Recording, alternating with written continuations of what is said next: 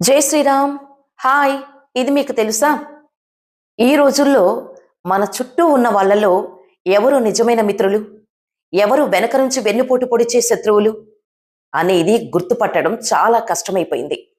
ఒక మనిషి ముఖం చూసి వాళ్ళ మంచి మాటలు విని నమ్మేసి చివరికి జీవితాంతం బాధపడే వాళ్ళు మనలో చాలా మందే ఉన్నారు. అసలు ఒక మనిషి ఎలాంటి వాడో తెలుసుకోవటానికి ఆచార్య చాణక్యుడు చెప్పిన అద్భుతమైన సూత్రం ఏంటో తెలుసా? పాటలీపుత్ర రాజ్యంలో చాణక్యుడు తన శిష్యులకు నేర్పిన ఒక గొప్ప సంఘటన ద్వారా ఈరోజు మనం ఎవరిని నమ్మాలో ఎవరిని నమ్మకూడదో వివరంగా తెలుసుకుందాం. అది పాటలీపుత్ర రాజ్యం. ఒకరోజు చాణక్యుడి దగ్గరకు ఆర్యవర్ధనుడు అనే ఒక పెద్ద వ్యాపారి వచ్చాడు. ఆయన ముఖంలో తీవ్రమైన ఆందోళన కనిపిస్తోంది.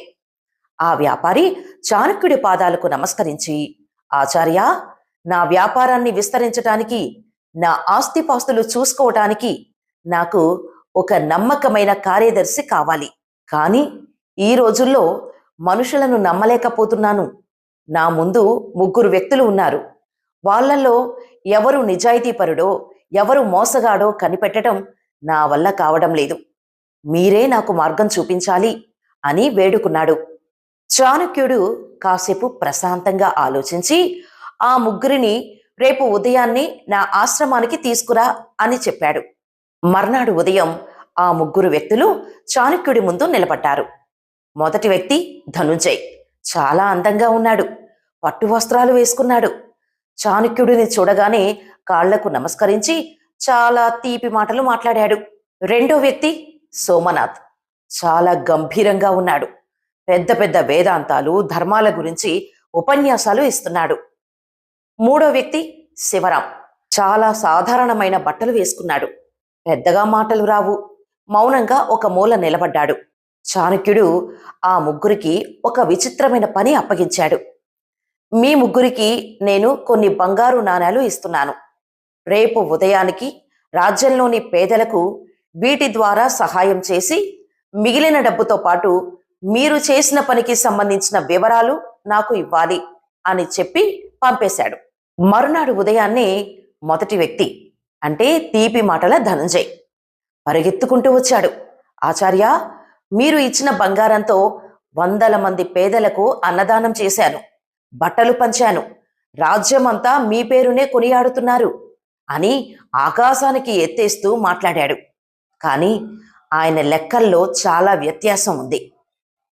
ఇక రెండో వ్యక్తి వేదాంతాలు చెప్పే సోమనాథ్ వచ్చాడు. ఆచార్య, ధర్మం ప్రకారం పేదలకు ఇవ్వటం కంటే గుళ్లకు పండితులకు ఇస్తే పుణ్యం వస్తుందని వాళ్లకు పంచాను అని పెద్ద పెద్ద ధర్మశాస్త్రాలు మాట్లాడాడు. ఇకపోతే మూడో వ్యక్తి మౌనంగా ఉండే శివరాం నిశ్శబ్దంగా వచ్చాడు. తాను ఇచ్చిన ప్రతి బంగారు నాణానికి ఖచ్చితమైన లెక్క రాసిచ్చాడు. ఆచార్య, నేను స్వయంగా పేదల ఇళ్లకు వెళ్ళి వాళ్లకు నిజంగా అవసరమైన ధాన్యం కొనిచ్చాను. ఇంకా 5 బంగారు నాణాలు మిగిలిపోయాయి, ఇవిగోండి అని ఇచ్చేశాడు. చాణక్యుడి ముఖంలో చిరునవ్వుతో వ్యాపారి వైపు చూసి, శివరాంని నీ దగ్గర మేనేజర్గా పెట్టుకో అని చెప్పాడు. అప్పుడు ఆ వ్యాపారి ఆశ్చర్యపోతూ, ఆచార్య, మొదటి ఇద్దరు ఎంత బాగా మాట్లాడారు, పెద్ద ధర్మాలు చెప్పారు. ఈ మూడో వ్యక్తి పెద్దగా మాట్లాడలేదు కదా, ఇతన్ని ఎలా ఎంచుకున్నారు అని అడిగాడు. అప్పుడు ఆచార్య చాణక్యుడు మానవ మనస్తత్వం గురించి 3 అద్భుతమైన సూత్రాలు చెప్పాడు. 1, తీపి మాటలు మాట్లాడేవాడు శత్రువు కావచ్చు. అధికమైన భక్తి, అతిగా తీపి మాటలు మాట్లాడే వాళ్ళ వెనుక ఏదో ఒక స్వార్థం ఉంటుంది. బంగారం నిజమైనదో కాదో తెలుసుకోవటానికి దాన్ని రుద్ది కోసి కాల్చి చూస్తాం. అలాగే మనిషిని కేవలం మాటల వల్ల కాకుండా అతని ప్రవర్తన పనుల ద్వారా మాత్రమే నమ్మాలి. 2, ధర్మాలు వల్లించే ప్రతి ఒక్కడు ధర్మాత్ముడు కాదు. నోటితో నీతులు ధర్మాలు చెప్పటం చాలా తేలిక, కానీ కష్ట సమయం వచ్చినప్పుడు లేదా చేతికి అధికారం డబ్బు దొరికినప్పుడు వాడు ఆ ధర్మం పాటిస్తున్నాడా లేదా అన్నదే ముఖ్యం. 3, చేతల్లో చూపించేవాడే అసలైన నమ్మకస్తుడు.